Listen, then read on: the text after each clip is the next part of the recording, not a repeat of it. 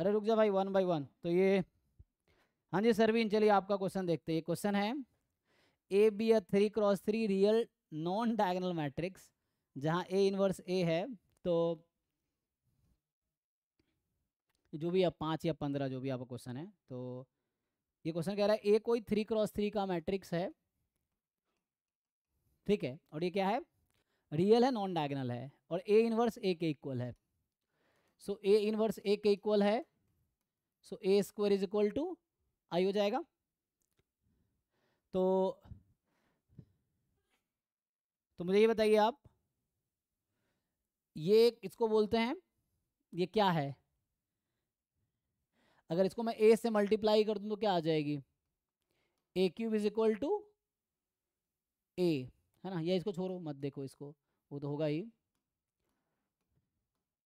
हाँ भाई, किसका डाउट है ये, सरवीन आपका? तो इसमें बताओ, तुम्हें पता है कि कैरेक्टरिस्टिक इक्वेशन क्या होती है किसी मैट्रिक्स की? मैं यही लिख रहा था यहाँ से, ए क्यूब इज इक्वल टू ए, ये 3x3 है मैट्रिक्स, है ना, तो इसका जो कैरेक्टरिस्टिक इक्वेशन, कभी सुना है नाम कैरेक्टरिस्टिक इक्वेशन? तो कैरेक्टरिस्टिक इक्वेशन इसका जो निकलेगा वो क्या होगा, मान लो उसको मैं सी एच एक्स बोल देता हूँ, तो वो जो होता है ए माइनस लैम्बडा एक्स, सॉरी कैसे डिफाइन करते हो, ए माइनस एक्स आई, या लैम्बडा के टर्म में लिखना है तो ए माइनस लैम्बडा आई, इसका डिटर्मिनेंट ये होता है ना। लेकिन यहाँ मुझे 3x3 का एक इक्वेशन मिल चुका है, you know Cayley Hamilton theorem. Cayley Hamilton theorem क्या कहता है?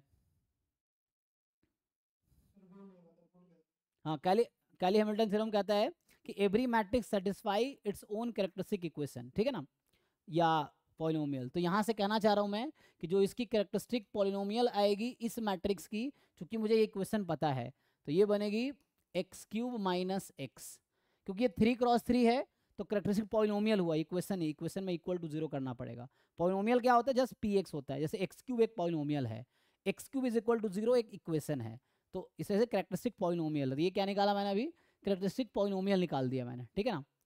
ये थोड़ा माइनस प्लस का देख लेना, कई बार ना बुक में ऐसा डिफाइन रहता है कि, तो यहाँ से जैसे होगा you may write it like lambda I minus A, so तुम देखोगे ऐसा डिफाइन रहेगा, या एक्स में लिखोगे तो एक्स में आ जाएगा, तो अगर लैम्बडा में लिख रहा हूँ मैं तो लैम्बडा में आ जाएगा लैम्बडा क्यू माइनस लैम्बडा। चलो इसको मैं 0 पुट कर देता हूँ, तो इस इक्वेशन के पास 3 रूट्स कौन कौन से हैं, क्यूबिक, हाँ 0 1 -1, बट क्वेश्चन ने ये कहा है कि ए कोई 3x3 नॉन डायगोनल मैट्रिक्स है। एक मिनट, ऐसे कैसे भाई, यहाँ मैंने सही किया है, अच्छा मैंने अपनी मर्जी से ए क्यूब कर दिया, एक मिनट यहाँ थोड़ा ना मिस्टेक हुआ है, रुको। तो इस इक्वेशन के साथ आगे बढ़ते हैं, क्योंकि हमें दे रखा है इन्वर्टिबल है ना, अच्छा छोड़ो, चलो यहीं तक आ जाओ, ठीक है, ओके है। अब बताओ इसमें एक्चुअली मैंने पता क्या किया है, यहाँ प्रॉब्लम क्या क्रिएट किया है, ये इन मैट्रिक्स इन्वर्टिबल था ना, तो इसकी आइगन वैल्यू 0 हो सकती है क्या, नहीं ना, तो ये आउट हो जाएगा एक्चुअली, ठीक है ना, 0 पॉसिबल नहीं है, तो 0 आइगन वैल्यू नहीं हो सकती, इसमें इनमें से कोई एक रिपीट कर रहा होगा एक्चुअली।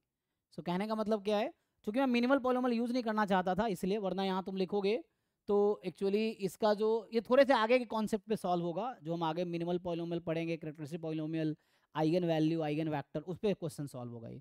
तो सीधा सीधा मैं अगर सॉल्यूशन स्टार्ट को देखो, सिंपल से कहने का मतलब ये, इतना ना घुमाते हुए, हमें दे रखा था A inverse is equal to A है, so A square is equal to I है, तो इसके करस्पॉन्डिंग जो इक्वेशन बनेगी वो बनेगी X square is equal to 1, ये एक मैट्रिक्स इक्वेशन है, इसके करस्पॉन्डिंग पॉलिनोमियल इक्वेशन बनाऊंगा, ये बनेगी, इसके क्या रूट्स हैं, एक्स इज इक्वल टू +-1, ठीक है।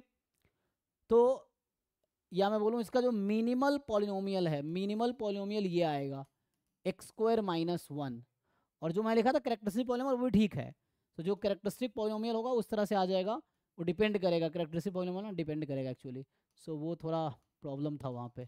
मिनिमल पॉलिनोमियल है x-1 x+1, ये इसका मिनिमल पॉलिनोमियल होगा एक्चुअली, और जो कैरेक्टरिस्टिक पॉलिनोमियल होगा एक्चुअली वो ये होता, तो मिनिमल पॉलिनोमियल पता है तुम्हें, सो यहाँ ये सही होगा, this is a minimal polynomial, तो ये मिनिमल पॉलिनोमियल है, तो इसके जो रूट्स होंगे क्या क्या होंगे, यहाँ से लैम्डा बराबर क्या आएगा 1 और -1, मैं कर वही रहा हूँ क्योंकि मैट्रिक्स इन्वर्टिबल है, तो इन्वर्टिबल आज ही हमने तुमने डिटर्मिन, अच्छा फर्स्ट बैच में पढ़ा था कि मैट्रिक्स इन्वर्टिबल है, डिटर्मिनेंट नॉन जीरो होगा, तो उसकी एक सारी आइगन वैल्यू नॉन जीरो होगी। तो यहाँ से प्रूफ हो गया इजीली। देखो तो यहाँ से क्या आता है कि जो आइगन वैल्यूज हैं इसकी, जो आइगन वैल्यूज, और ये 3x3 की मैट्रिक्स है, ये तुम्हारा किस ऑर्डर की मैट्रिक्स है? 3x3 की। तो 3x3 के मैट्रिक्स के पास कितने आइगन वैल्यू होंगे इंक्लूडिंग मल्टीप्लिसिटी? जितना ऑर्डर है उतने उसके आइगन वैल्यू होंगे। रिपीटेड है उसको भी हम अलग अलग काउंट कर रहे हैं, मतलब इंक्लूडिंग मल्टीप्लिसिटी बोला है मैंने, तो अगर 2 बार है तो 2 बार काउंट करेंगे।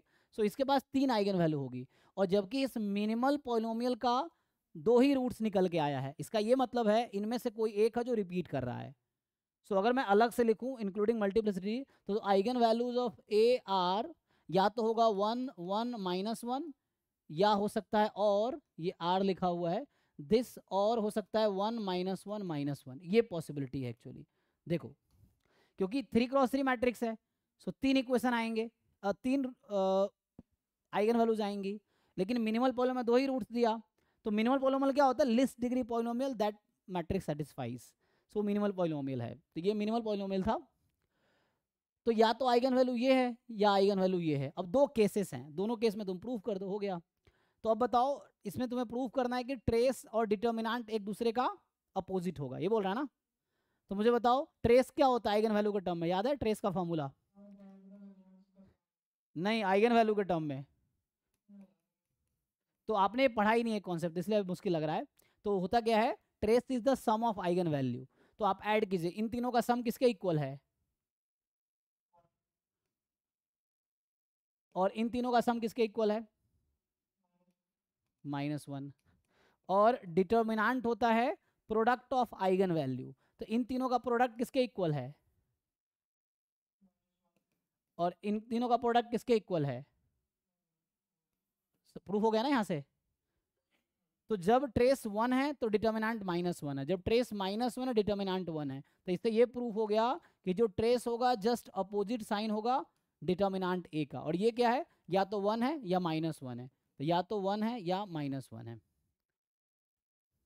तो ये आइगन वैल्यू, और देखो minimal polynomial eigen value eigen vector पढ़ने के बाद मैट्रिक्स के क्वेश्चन सॉल्व करना बहुत आसान हो जाएगा।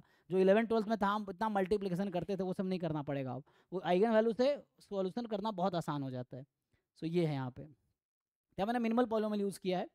पीछे वाला भी जो कर रहा था वो ठीक ही था, क्योंकि 0 को आउट कर देंगे 2 ही पॉसिबिलिटी है, फिर उसको मल्टीप्लिसिटी कर लो, तो वही चीज़ है। तो ये प्रूफ हो गया इसका।